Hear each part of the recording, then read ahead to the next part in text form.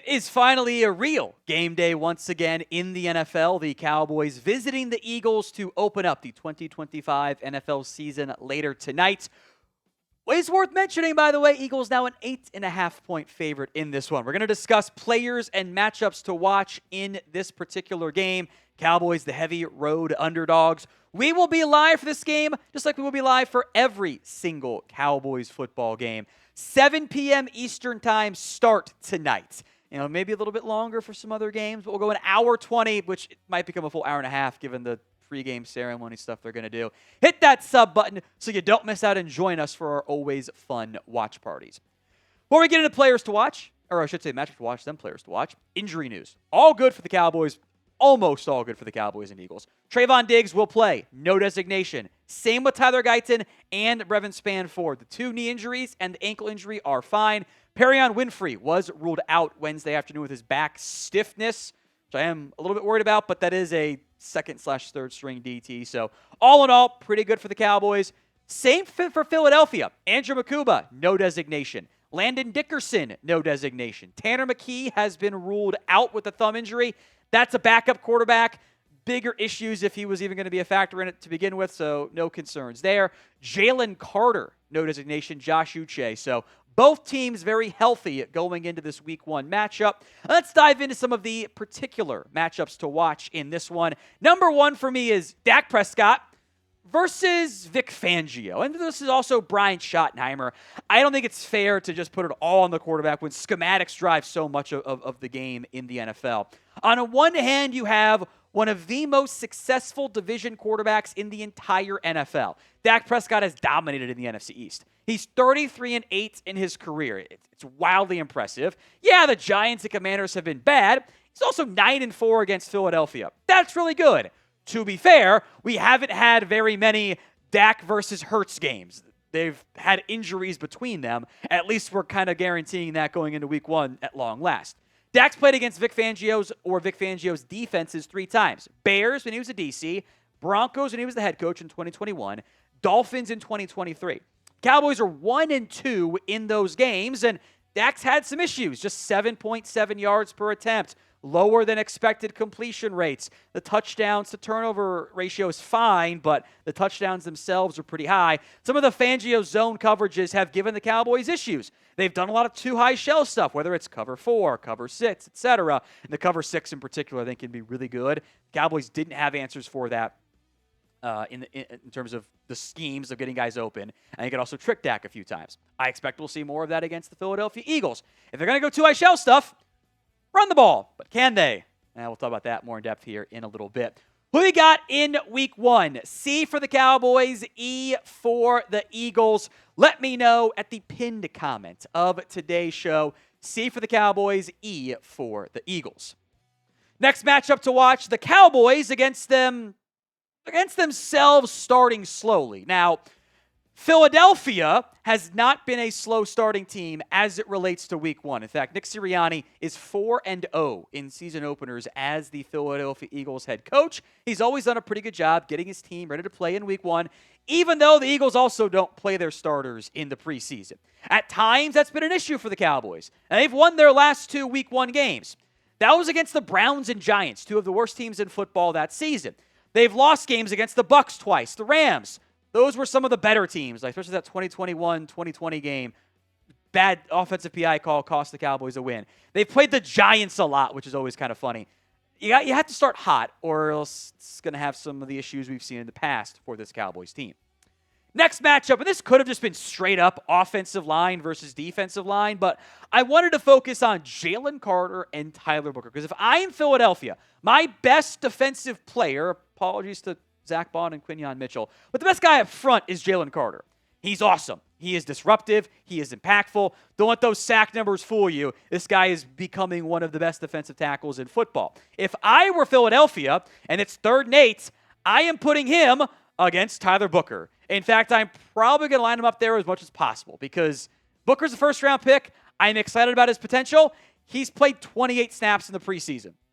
It's like 3 or 4 drives. Not good drives, I should say. It's not a lot.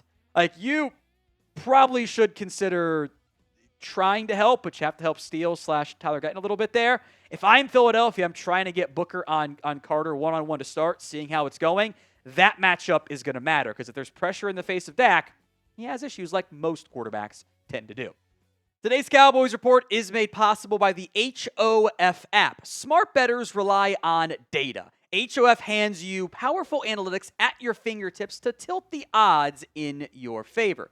HOF is your go-to for building smarter parlays with their parlay optimizer. You can see which ones look risky, adjust before games, maximize your chances of hitting with confidence. HOF crunches millions of data points in seconds. Whether you're building a same-game parlay or picking a money line, let the stats help guide your decision. There's an easy-to-use interface with no knowledge of math or stats even needed.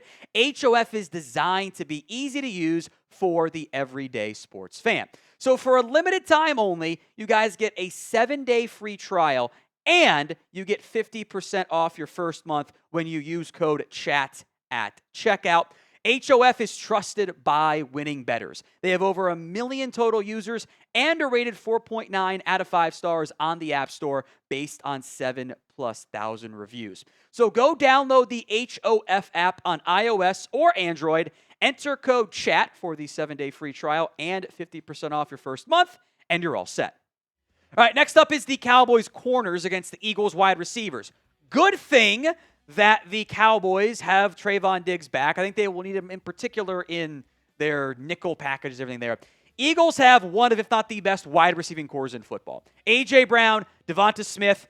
I think the two guys in Cincinnati are the best duo, but we're talking about Brown and Smith in the top 5 no matter what. Jahan Dotson, John Mechie are serviceable at minimum as wide receiver 3s. That's a good grouping. I didn't want to put Kaiir Elam on A.J. Brown / Devonta Smith. Now, you'll have to do that at some point, but I didn't want to have it be the entire game of like, you're trotting out Bridges or Stewart in the Stewart in the slot, and he's getting Devonta Smith or A.J. Brown. Like, that's a bad matchup. So I am glad the Cowboys are healthier now at corner. The inverse of that matchup, of course, is the wide receivers for the Cowboys against the Eagles' corners. I think there is a potential mismatch the Cowboys can attempt to exploit in this particular game. CeeDee Lamb, George Pickens are going to be the top 2. KaVontae Turpin, I would make this more of a KaVontae Turpin game at wide receiver. And the reason I would do that is because I think he's going to mostly play in the slot, which would put CeeDee Lamb on the outside. Now, they'll probably do plenty of zone, Philadelphia, but when they go man, you're going to line up Cooper DeJean in the nickel. He's a really good nickel. So if I can almost sacrifice KaVontae Turpin as my slot receiver against Cooper DeJean, Quinyon Mitchell can't cover both George Pickens and Lamb at the same time. Can't happen. So there should be moments when it's both Lamb and Pickens on the outside and trying your best to get Adoree Jackson, who's probably going to start over Keely Ringo and Ja'Cory Bennett, who aren't great either. Try your best to get Lamb or Pickens matched up on Jackson. Try to pick on the weak link of that Eagles cornerback room. Easier said than done. You can scheme around it, but they should try that. Both these wide receiving cores are awesome. It's kind of like flavor of ice cream. Is vanilla or chocolate better?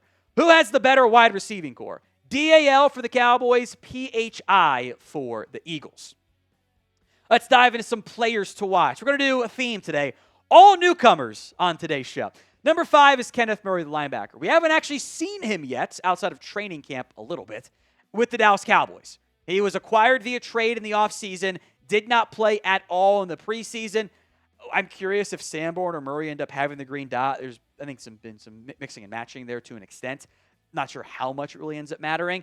But the Eagles are going to want to run the football. They're going to do play action. Murray has to play well, assuming he's kept clean. More on that in a little bit. We kind of mentioned him once already, but I wanted to stick with the theme. George Pickens. If they try to put DeJean / Mitchell on Lamb, I do wonder if you can find a way to generate favorable matchups with George Pickens in this game. Can you find a way to get him on Adoree Jackson? If you can, I think that matchup is wildly in favor of George. I think that favors him significantly. We've seen him do some really good stuff with Pittsburgh. Now it's with Dallas. It's by far the best quarterback he's had. They seem to develop some chemistry as camp went on. I would like it if the Cowboys can. You're probably going to have to lean on that aerial attack. You're probably going to need some big stuff out of Pickens and Lamb and everyone else in this passing offense. Jake Ferguson as well. Prediction time. Who scores the first touchdown for the Dallas Cowboys? Let me know in the comment section of today's show. Player to watch, number 3, a big focal point of your run defense now is Kenny Clark, the acquired via trade defensive tackle from the Packers. I don't think it's fair to expect one player to fix everything about my run defense, but the Cowboys did kind of set that up when they're talking about Clark. He should help, though. Now, you still need your edges and your linebackers and everybody else involved to be a contributable piece to that run defense. But I do think Kenny Clark helps this defensive tackle room go from, boy, you got one player you like to, okay, I feel actually pretty darn good about this defensive tackle room. He's a little bit older than most. He's been in the league for a long time. He came in pretty young. He's still good. He was hurt last year. I have pretty high expectations for Kenny Clark. Number 2 is Javonte Williams. Remember how I mentioned, if you're seeing a lot of too high shell coverage, the simplest way to beat that is just to run the ball and just attack and smash mouth it? Well, if you do that, it's going to have to come with Javonte Williams carrying the rock for the most part. It'd be nice to put Jaden Blue on here, but Williams didn't play in the preseason either. Was coming off a kind of 2 not great years in Denver, but he can pass protect. He can do third down stuff for you too. Cowboys have pretty much anointed him as the number 1 back. Hopefully, he lives up to that. What is your confidence level in the Cowboys beating the Eagles? Let me know in the comment section of today's show. 1 to 10 is your scale. I'm totally cheating at number 1. It's not even a player, although he did play football a long time ago. That's head coach Brian Schottenheimer. We didn't see anything of note from the offense in the preseason. It was all vanilla, as Schottenheimer said. This is our first true look at the Cowboys offense under his guidance. How does that look? How does he manage being the head coach and the play caller for the first time in his career? He hasn't done that. Hasn't been a play caller in a pretty long time as well. How does he manage the in-game decision-making? That's the stuff that can so often get away from head coaches. We saw it plenty of times with Mike McCarthy. Is this team prepared? Do they come out slow again in a big game, which happened so many times under Garrett and McCarthy, frankly? I want to see how Schottenheimer looks in his first game. I'm obviously going to be cheering for him. It's reasonable to have some questions about what he's going to be able to do as the Cowboys head coach, but there's a lot riding on this man. He's the head coach for the Cowboys. They're kind of tying him and Dak Prescott together. This is our first look to see if the Cowboys had a stroke of genius hire, an unknown hire, which is where he's at right now, or if there are going to be concerns on Friday morning.